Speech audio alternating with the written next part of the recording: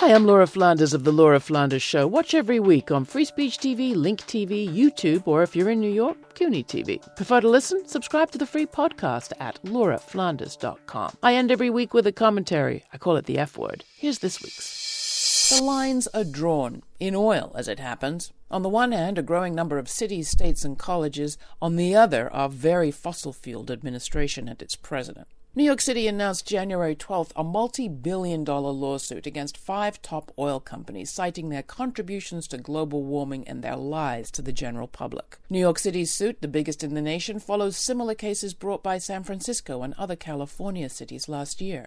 New York's also divesting its massive pension funds from investments in fossil fuel companies, amounting to $189 billion in 190 companies over the next 5 years.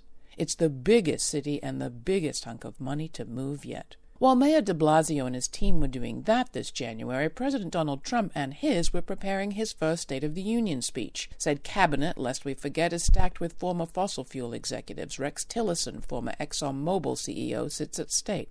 Surprise, surprise, just hours before the State of the Union, ExxonMobil announced it'll be investing $50 billion in so-called American jobs and gave credit to the GOP's tax cut, as if corporate giants don't regularly get away with paying almost nothing in taxes as it is, thanks to their tax dodges and CEO payments. Still, thanks to the convenient timing and no one looking too much at the details, the president claimed credit for Exxon's job promise during his aforementioned speech. "This is our new American moment," said Trump, "and on that one thing we may agree."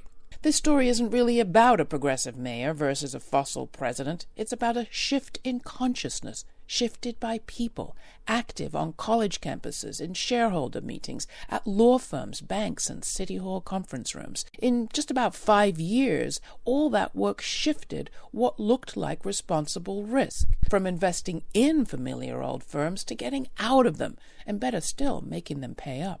Read it yourself and decide where you stand, with the people or the president. As he said, this is our new American moment. Write to me, tell me what you think. That's Laura, Laura, at lauraflanders.com, and subscribe to get another F word next week.